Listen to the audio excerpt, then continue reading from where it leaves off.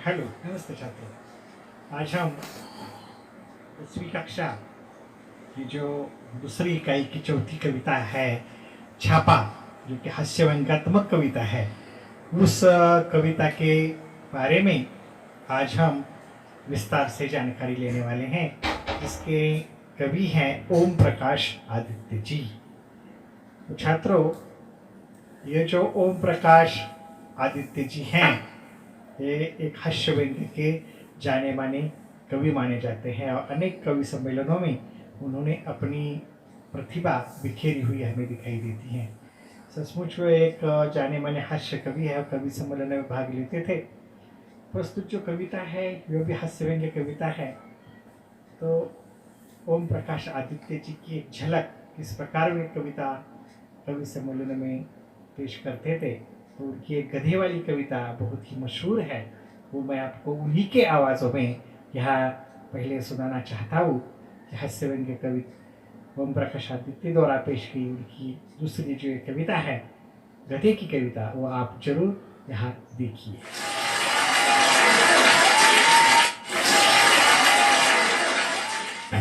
इधर भी गधे हैं, उधर भी गधे हैं, जिधर देखता हूँ गधे ही गधे हैं। गधे हंस रहे, हाँ, विरोधाभास। गधे हंस रहे, आदमी रो रहा है, हिंदुस्तान में ये क्या हो रहा है।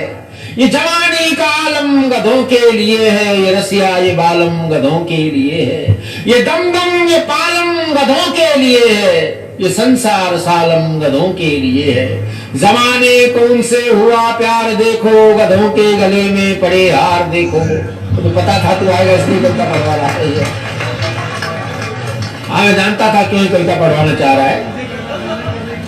घर का वेदी लंका डाए, इन कवियों को पता है कहाँ कौन सी पंक्ति आनी है, लेकिन एक स्वस्थ गधे ने मेरा सम्मान किया, बड़ा अच्छा लगा। जमाने को उनसे हुआ प्यार देखो, गधों के गले में पड़े हार देखो, ये सर उनके कदमों पर कुर्बान कर दो, हमारी तरफ से ऐलान कर दो कि एहसान हम पे है भारी, गधों के हुए आज से हम पुजारी गधों के। पिलाए जा साकी पिलाए जा डटके, तू विस्की के मटके पे मटके पे मटके। पिलाए जा साकी पिलाए जा डटके, तू विस्की के मटके पे मटके पे मटके। मैं दुनिया को अब भूलना चाहता हूँ, गधों की तरह फूलना चाहता हूँ। घोड़ों को मिलती नहीं घास देखो, गधे खा रहे हैं च्यवनप्राश देखो। घोड़ों को मिलती नहीं घास देखो, गधे खा रहे हैं च्यवनप्राश देखो। यहाँ आदमी की कहाँ कब बनी है, ये दुनिया गधों के लिए ही बनी है। जो गलियों में डोले वो कच्चा गधा है, जो कोठे पे बोले वो सच्चा गधा है। माइक गड़बड़ करा, हाथ पहुंचेगी आप तक। जो गलियों में डोले वो कच्चा गधा है, जो कोठे पे बोले वो सच्चा गधा है, जो खेतों में दिखे वो फसली गधा है, जो माइक पे चीखे वो असली गधा है।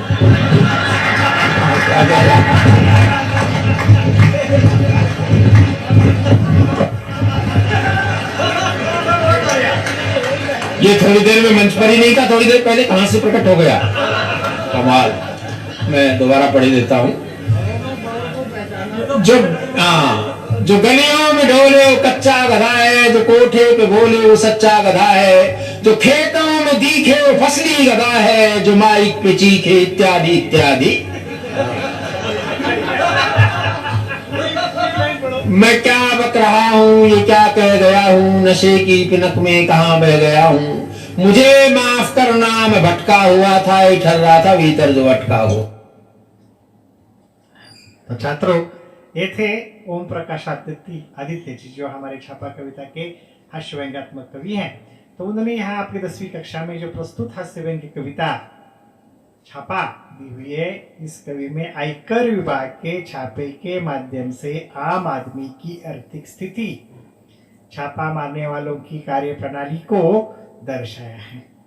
कवि द्वारा किया गया छापे का वर्णन व्यंग्यात्मक हास्य उत्पन्न करता है। जो आयकर विभाग होता है, इनकम टैक्स डिपार्टमेंट जिसे हम कहते हैं, वो जो इनकम टैक्स डिपार्टमेंट के जो होते हैं, जिन्होंने अवैध रूप से, नाजायज रूप से संपत्ति इकट्ठा की होती है, इस संपत्ति के बारे में वो क्या करते हैं, खोजबीन करते हैं।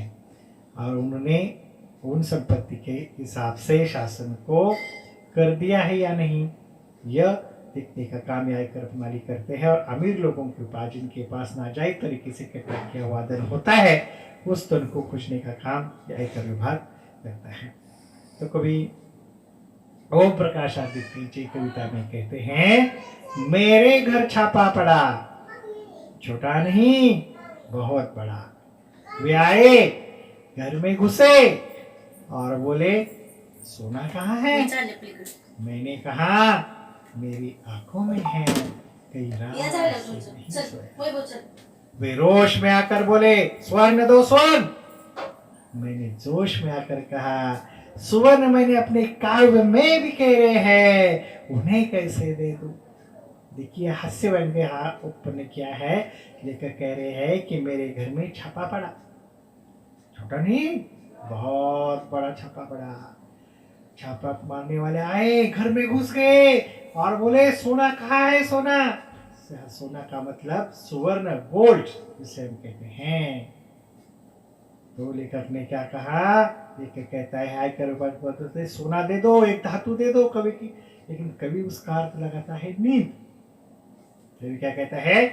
नींद। तो कवि कहता है, मैंने कहा नींद में, कवि ने सोना का अर्थ यहाँ नींद लिया, और वे कहता है कि मैंने कहा मेरे आंखों में है, मैं कई रात से नहीं सोया हूँ। तो कवि कहता है, मैं कई रात से सोया नहीं। अरे सोना तो मेरे आंखों में है।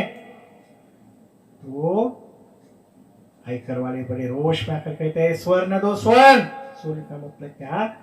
स्वर्ण का मतलब यहाँ क्या होता है?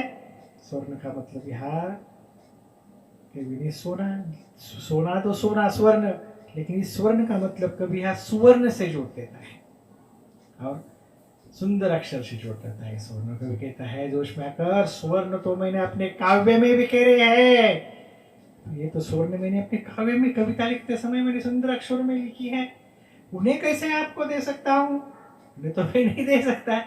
इस प्रकार कवि यह हास्य व्यंग्य उत्पन्न करता है। तो आगे देखिए, उसका अर्थ मैंने यहाँ लिख कर दिया है कुछ कवि पंक्तियों का। कवि ओम प्रकाश आदित्य कहते हैं कि मेरे घर पर आयकर विभाग के अधिकारियों का छापा पड़ा, वह भी कोई छोटा नहीं बहुत बड़ा छापा पड़ा। आयकर विभाग के अधिकारी मेरे घर पर पूछताछ करने के लिए सीधे मेरे घर में घुस गए और मुझे पूछने लगे, सोना कहाँ रखा है? तब कवि उन्हें जवाब देते हैं, सोना वह तो मेरी आंखों में है, मैं कई रातों से सोया नहीं हूँ। उनकी इस बात पर उन अधिकारियों को गुस्सा आता है। तभी उसी प्रश्न को और स्पष्ट रूप से कहते हैं कि स्वर्ण दो स्वर्ण, सोना दो सोना। कभी जोश में आकर स्वर्ण को सुवर्ण से जोड़ देते हैं। स्वर्ण का मतलब है सुंदर अक्षर। जवाब देते हैं कि सुवर्ण तो अपने काव्य में बिखेरे हैं, वे सुवर्ण उन्हें कैसे सौंपा दूं? आगे की कविता देखिए। वे झुंझला कर बोले, तुम समझे नहीं, हमें तुम्हारा अनधिकृत रूप से अर्जित अर्थ चाहिए। मैं मुस्कुरा कर बोला, अर्थ मेरी नई कविताओं में है, तुम्हें मिल जाए तो ढूंढ लो। देखिए, झुंझला कर का मतलब है यहाँ चीट कर। तो छापा मारने वाले चीट कर कहते हैं, मैं हम जो कुछ कहते हैं तुम्हारे समझ में नहीं आता क्या? हमें तुम्हारा अनधिकृत रूप से नाजायज रूप से अर्जित किया हुआ, अर्जित का मतलब है प्राप्त, अर्थ का मतलब है धन, वो चाहिए। लेकिन कवि क्या करता है? अर्जित आयकर विभाग वाले अर्जित कर लगाते हैं प्राप्त धन। कवि के अनुसार कविता का अर्थ होता है कविता का भावार्थ, कविता का अर्थ। तो अर्थ का मतलब कविता के अर्थ से जोड़कर कवि कहते हैं, हंसकर होते हैं, अर्थ मेरी कविताओं में है, तुम्हें मिल जाए तो ढूंढ लो। अरे भैया, अर्थ तो मेरी कविताओं में, अगर तुम्हें मिल जाता है तो तुम ढूंढ लेते हो। वे कड़क कर बोले, चांदी कहाँ है? ये तो बहुत गुस्सा है। अरे वो चांदी दे दो, चांदी कहाँ तुमने रखी है? मैं भड़क कर बोला, मेरे बालों में आ रही है धीरे धीरे। देखिए, आयकर वाले चांदी का मतलब एक धातु के रूप में लेते हैं, लेकिन कवि के अनुसार चांदी का मतलब उनके जो बाल है वो तो सफेद होते जा रहे हैं, उन बालों से लगाए हुए कहते हैं चांदी तो मेरे बालों में आ रही है, धीरे धीरे मेरे बाल श्वेत हो जा रहे हैं। वे उद्रवांत होकर बोले, हैरान होकर अधिकारी बोलते हैं यह बताओ तुम्हारे नोट कहाँ है। देखिए यहाँ नोट का मतलब होता है रुपए, लेकिन कवि के अनुसार परीक्षा की नोट, नोट का मतलब निकालते हैं ना परीक्षा के समय नोट्स निकालते हैं, उसका अर्थ लगाकर कवि उसे कहते हैं परीक्षा से 1 महीने पहले करूंगा तैयारी, अभी तो मैंने तैयारी नहीं की है, परीक्षा से 1 महीने पहले मैं नोट्स तैयार करता हूँ। इस प्रकार कवि आयकर वालों को यहाँ क्या कहता है, उत्तर देता है। अभी इन काव्य पंक्तियों का मैंने यहाँ अर्थ लिख कर आपको दिया है, आप इस वीडियो को पॉज करके भी आप यहाँ लिख सकते हैं। तो मैं यहाँ पढ़ता हूँ। सभी अधिकारी कवि ओम प्रकाश आदित्य का जवाब सुनकर चिढ़ते हुए कहते हैं कि तुम हमारी बात समझ नहीं पाए, हमें तुम्हारा वह अर्थ यानी संपत्ति चाहिए जिसे तुमने अनधिकृत रूप से कमाया हुआ है। कवि अधिकारियों के अर्थ यानी संपत्ति, पैसा, धन शब्दों को कविता के अर्थ से जोड़कर मुस्कुराकर जवाब देते हैं कि अर्थ इसका मतलब है तो मेरी नई कविताओं में आपको मिल सकता है, चाहे तो आप ढूंढ लीजिए। उसके बाद आयकर अधिकारी तेज और ऊंची आवाज में कवि से कहते हैं कि चांदी कहाँ छिपा कर रखी है, उसे चुपचाप निकाल कर हमें दे दो। तब कवि यहाँ चांदी का अर्थ अपने सफेद हुए बालों से जोड़कर उन अधिकारियों को भड़क कर बोलते हैं चांदी तो मेरे सिर के बालों में धीरे धीरे आ रही है। वे सब कवि के जवाब सुनकर हैरान हो जाते हैं और आगे वे कवि से पूछते हैं कि बताइए आपके नोट यानी रुपए कहाँ हैं।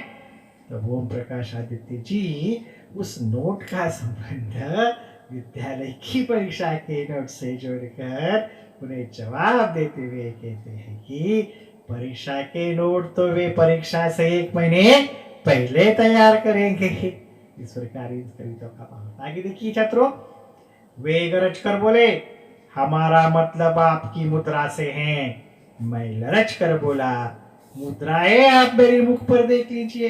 देखिए गरज कर का मतलब है यहाँ चिढ़ कर, और मुद्रा यानी सिक्का, लेकिन कवि यहाँ मुद्रा का अर्थ क्या लगाता है, मुख यानी चेहरे पर होने वाले भाव, ये कवि इसका अर्थ लगाता है। आयकर विभाग का मतलब है पैसे या सिक्के।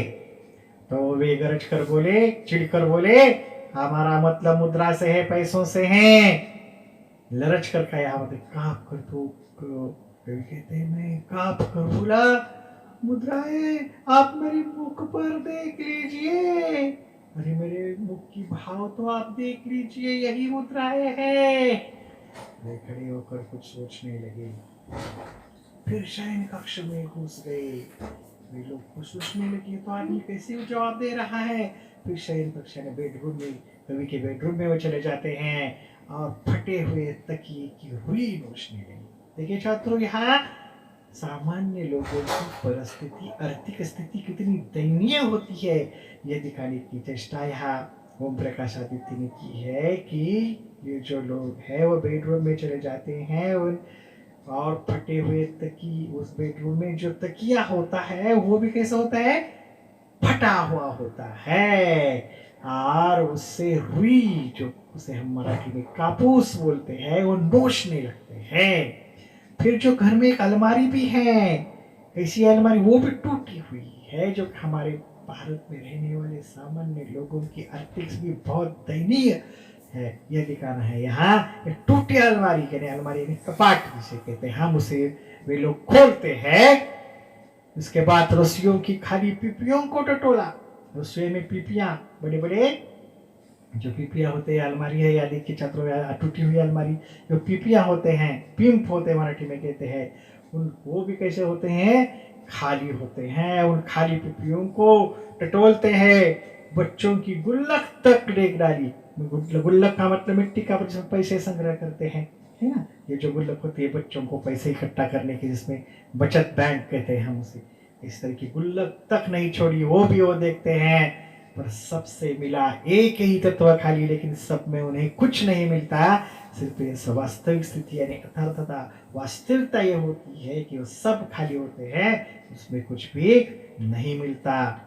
आगे इसका अर्थ देखिए, अधिकारियों ने गरजते हुए कहा, हमारे कहने का मतलब आपकी मुद्रा यानी पैसे से कौसे हैं।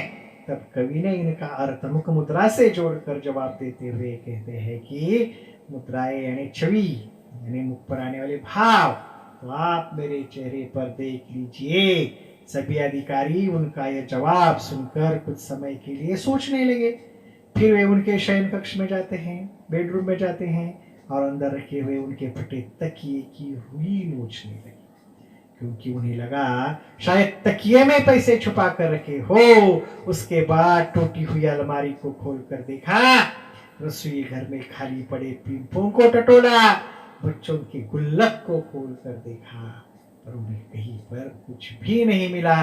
उन्होंने जितनी भी चीजें देखी वह सब कुछ कैसी थी, खाली थी। कनस्तरों को मटकों को ढूंढा, सब में मिला शून्य ब्रह्मांड। देख कर मेरे घर में ऐसा अरण्य कांड। देखिए सुंदर वर्णन किया है यहाँ। जो कनस्तर थे बड़े बड़े, कुछ कुछ बड़े बड़े डिब्बे थे, उसमें जो दाल रखते हैं, किराना रखते हैं, ऐसे कनस्तरों को देखा। जो मटके थे पानी इकट्ठा करने के लिए मिट्टी के बनाए हुए जो मटके थे, उन मटकों को भी उन्होंने देखा। लेकिन ये जो शून्य ब्रह्मांड है उसमें कुछ नहीं था, वो सिर्फ खाली थे, सब संसार लेकर के खाली था। देखकर मेरे घर में ऐसा अरण्य कांड का यहाँ मतलब है, चारों बिखरा हुआ संसार, ये सब चीजें उसके बिखरे कर उसने सब चीजों में उसके ढूंढा, पैसा किधर छिपा रखा हुआ है आयकर विभाग वालों ने। लेकिन उन्होंने लेखक के यहाँ उस आयकर वालों को कुछ भी नहीं मिला, क्योंकि लेखक के पास कुछ है ही नहीं था, तो मिलेगा क्या। उनका खिला हुआ चेहरा मुरझा गया। उनको तो ऐसा लगा था कि हम जो छापा ओम प्रकाश आदित्य के घर में डालेंगे तो बहुत सारा पैसा, सोना, चांदी हमें मिल जाएंगे, जो कि उन्होंने अवैध रूप से कमाई हुई है। लेकिन उनके यहाँ तो कुछ भी नहीं मिला। तो उन अधिकारियों का चेहरा सूख गया, मुरझा गया, और उनकी बीसी सुची हृदय में क्रोध, रौद्र की जगह करुण रस समा गया। रौद्र यानी क्रोध, और करुण रस का मतलब है दया।